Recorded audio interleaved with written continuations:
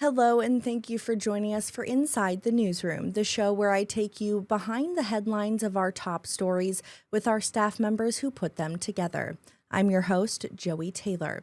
First, court documents identify a possible cocaine supplier for the man accused of causing the death of 14-year-old McKenna Wendel of Sioux Falls. Wendel died in March of an overdose from cocaine. Mark Milk, her uncle, is accused of giving her the drug. Dan Santella combed through court documents and has the details. Court papers in a case involving 47-year-old Kevin Chapman of Sioux Falls mention Mark Milk several times. Chapman is on South Dakota's sex offender registry. This photo from March is on the registry's website. Days after the photo was taken, authorities discovered 14-year-old McKenna Wendel's body in rural Brookings County. Authorities don't believe this spot is where she died.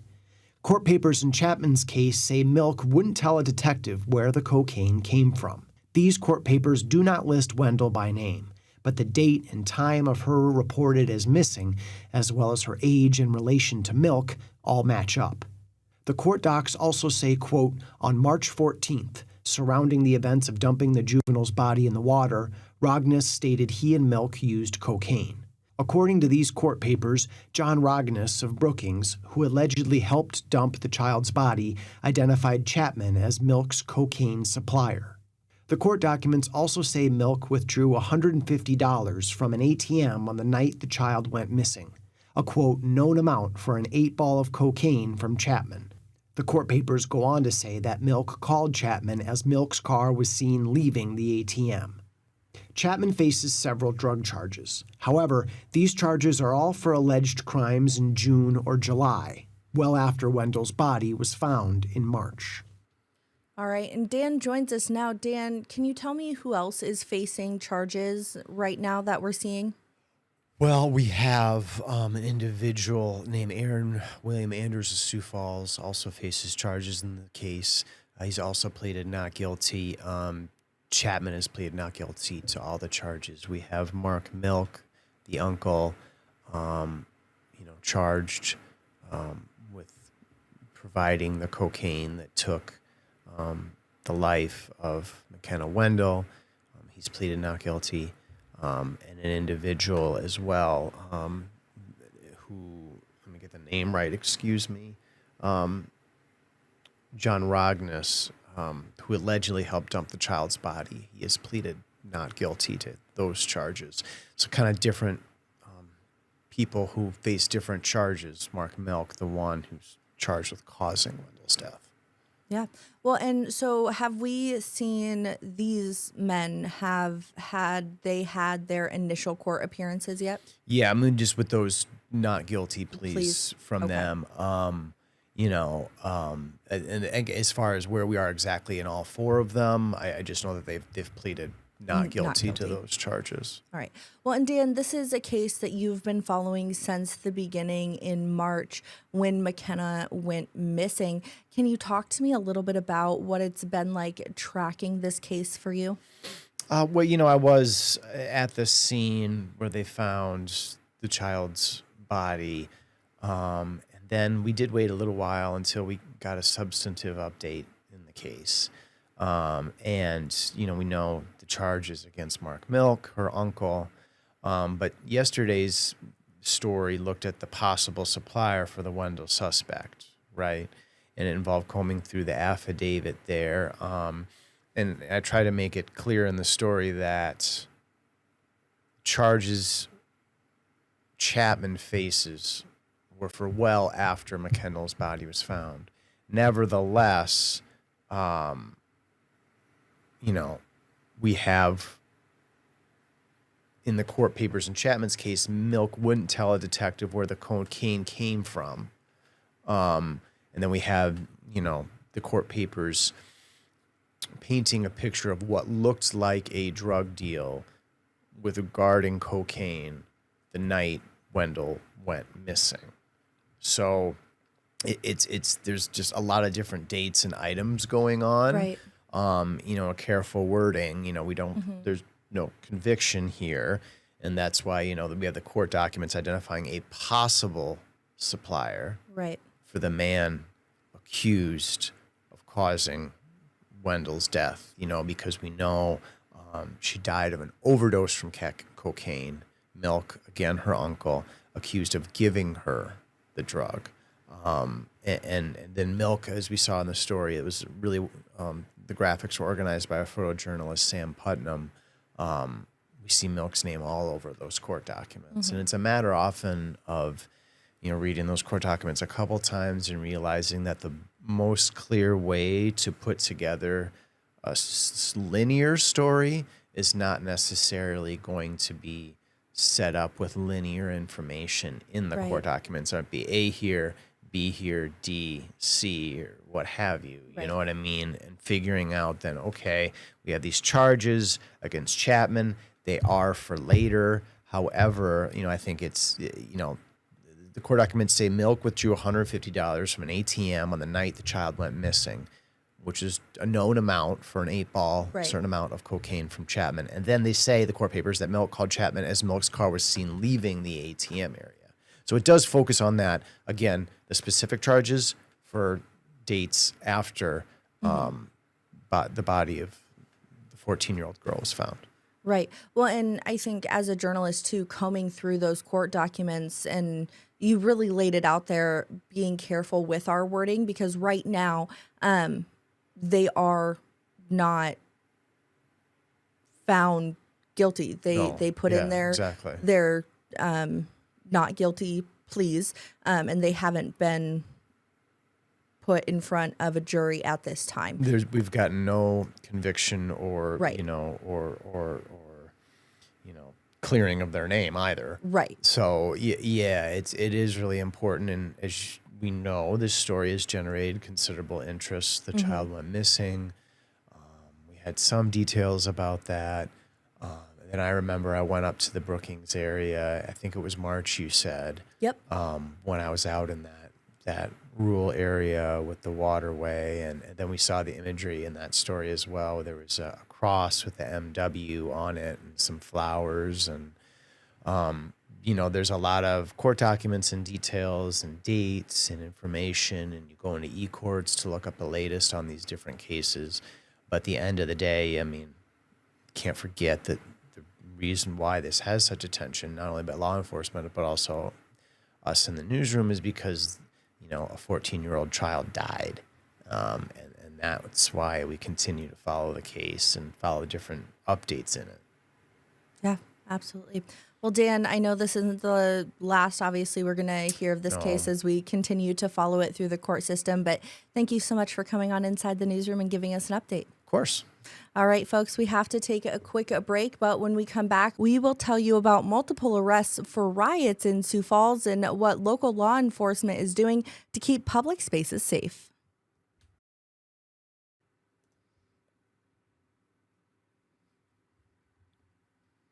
Welcome back. A Des Moines man is behind bars in Sioux Falls following a large fight over the weekend. Takizi Khalifa is charged with aggravated riot. He's accused of shooting someone downtown during a fight. The news comes just weeks after a fight in a parking garage ended with several people being charged with aggravated rioting. Now, these cases bring up a broader issue of group fights in Sioux Falls. Now, KELOLAND's Sydney Hoyer talked with police about how they're handling these cases. In just weeks, 2 late-night confrontations involving guns ended in multiple arrests. On July 19th, police were called to this downtown parking garage for a fight involving several people, including minors. They reported they had been pistol whipped and people had pointed guns at them in the parking ramp. 5 people are charged with aggravated riot. This past weekend, police made another arrest after dozens of people were involved in a fight that ended with a gunshot. So aggravated riot is when someone uses a firearm during a riot. So what you and I may think of as a riot is, a bunch of people causing a disturbance, and state law dictates exactly what a riot is. Sergeant Benson says cases involving guns have increased over the years. But anytime we are having folks using firearms and discharging those firearms in downtown or any area of Sioux Falls, that is very concerning for us. Benson said surveillance and eyewitness video helped in both these cases. He says if it can be done safely, bystanders should capture enough evidence as possible. stay out of the way and call police so we can take care of the matter. But if you're able to provide great evidence, like has happened in these cases we're talking about today, that's very beneficial to our detectives and the officers that are on scene investigating. All right, and Sydney joins us now. Sydney, thank you so much for being here. Thanks for having me. All right, so can you give me a brief overview of what was going on in these two cases? I know I touched very briefly on them just in the beginning. Yeah, so the one that happened around mid-July, there were a lot of people involved. So, of course, we talk about those 5 arrests. And so there were several people involved in this. Other than those 5 people that were arrested, you had several victims. Some were adults, some were minors. So definitely reading the court docs on this, there were just a lot of people involved in this. And then this more recent incident this weekend, a lot of people involved in this too. People were estimating between 30 to 75 people were involved in this fight in downtown Sioux Falls that ended with that gunshot.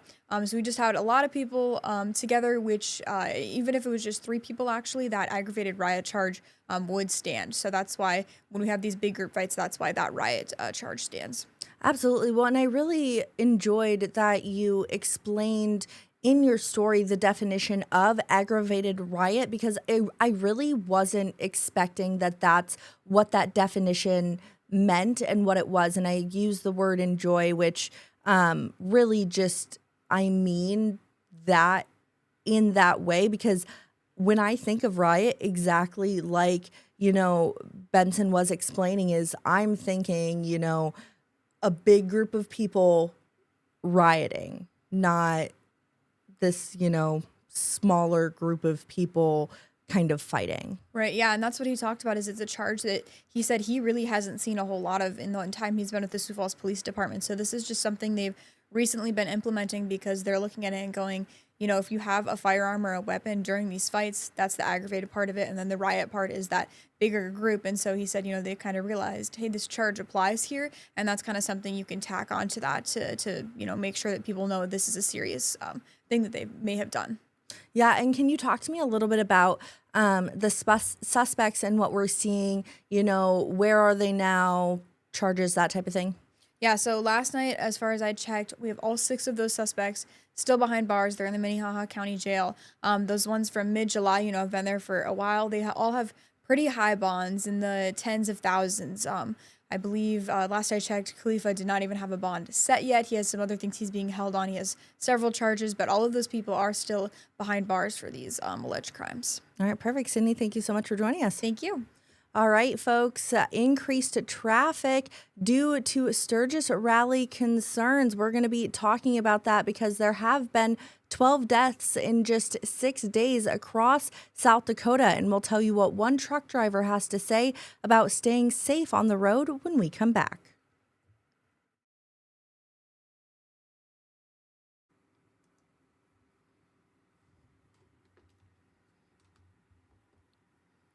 The Department of Transportation is urging drivers to stay safe on the road as people come from all over the nation and internationally for the Sturgis rally. KELOLAND's Anya Joseph has the details. With traffic increasing for the annual Sturgis motorcycle rally, officials have seen a lot of reckless driving. Definitely a lot more vehicles, a lot more motorcycles, and a lot of groups, a lot of people speeding. So it just causes a lot of people to have to do extra on their part, trying to drive defensively to make sure they're being safe and making sure the people around them are being safe as well. Authorities say there has been 12 driving-related deaths in a matter of 6 days in the state. People are not wearing helmets when they're in motorcycles, when they're in cars, are not wearing seatbelts, and that's contributing factors to quite a few of the deaths that we've had so far this month prior to the rally. Ryan Green, a coast-to-coast truck driver, encourages drivers to be safe and respectful. Motorcycle traffic this time of the year is really heavy. Just summer, a lot of those guys are out. What I would like and expect is just to kind of give us space on the road. It takes us a lot longer to slow down than a car. So I know a lot of times we get cut off and people think that it's enough space for us, but it really isn't. Green, along with the state DOT, urges drivers to do their part by adhering to road safety. Do the speed limit, sometimes slowing down under the speed limit is good, and just being aware of your surroundings. Pay attention, put the phones down, and it'll save lives. The overall message being to have fun, but do it responsibly. All right, and Anya joins us now. Anya, thank you so much for being here. Thank you for having me. All right, so I want to talk a little bit about numbers here. So you mentioned a few in your story, but I also want to talk about Drive Safe South Dakota. So they have a website, and that shows the year-to-date fatalities in South Dakota. So in 2026, as of August 10th, they show 63 fatalities, and in 2025 they list 69 fatalities. So we're almost at that number, and we're only 8 months into the year. So let's talk a little bit about that and what we're seeing. Obviously, that raises just a little bit of concern at just the driver's safety, because the year 2025 is over, and we're staying at 69. It's not like it's going to go any higher or lower, and we're at 63. And like you said, 8 months into the year, it's just not looking like, it's like what? Let me do some quick math here. Some six away. Right. Yeah, and Absolutely. that raises some concern for sure. Yeah, absolutely. Well, and so I know the South Dakota Highway Patrol posted on their Facebook just a few hours ago, talking about safe driving, drunk driving. They're on patrol, especially just with Sturgis going on in the western part of the state. And then you did this story yesterday. So those are just the numbers we have as of your story airing yesterday. So in talking with the Department of Transportation and then just truck drivers also, what are some important tools and tips that are important for people to remember? Definitely be aware of your following distance, especially around trucks, because like Green said, it takes them a lot more time to slow down than your regular, sedan or SUV car. So it's just, be aware of your surroundings as well. And I understand that some people do want to have a good time and get to where they need to be, but get to where you need to be and make sure you're staying there if you're going to, partake in any extracurricular activities. Just be safe, because there are a lot of other people. There are families driving on the road. There are people driving on the road, and you don't know what's going on in their world. And yet, you take the chance on driving under the influence or anything like that. So just be courteous of that when you're on the road is what the main takeaway was. Absolutely. Well, Anya, thank you so much for joining us. And yeah, that's absolutely an important and main takeaway, especially as we're seeing those fatalities just 6 under the 2025 number here in 2026, just 8 months into the year. That's right. Yeah, definitely just, drive safe. Have fun, but drive safe. That's it. All right. Thank you so much for joining us. Thank you for having me. All right, folks, stick around. We're going to be right back as we have an update on a South Dakota cold case when we come back.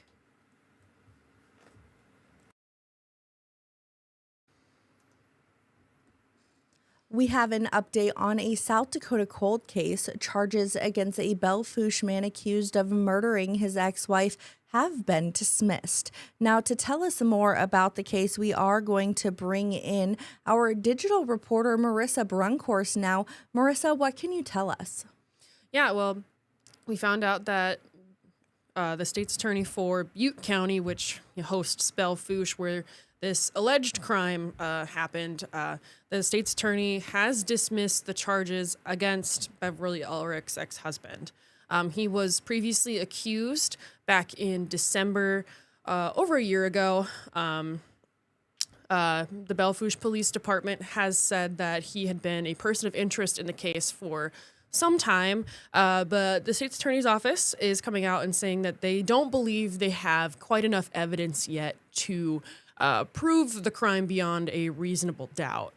Yeah, well, and so this went unsolved for over 20 years until those 2 arrests were made last year, and the motion to dismiss the charges were in August. Now, you really dug into this with, the lawyer kind of talking about that motion to dismiss, but if I'm understanding everything correctly from your article, the charges can be filed again, correct? Yep. So this state's attorney, the specific motion that was used is called a motion to dismiss without prejudice, which means that their office could file new charges against Mr. Ulrich, potentially, depending on evidence and other components that they find. The investigation remains open. They are still gathering evidence, so things could change. But that motion doesn't necessarily mean that the case is over or necessarily going away. So we'll definitely be following this story. Yeah, can you talk to me a little bit about what it was like really digging into this story? Yeah, I think there's a couple moving parts to it. It's always interesting when charges are dismissed because you want to find out, well, why? And there was a couple people that had disagreed with this office actually about this, including the Bellefouche police. They said that they, respectfully disagree, but they're willing to continue working on the investigation.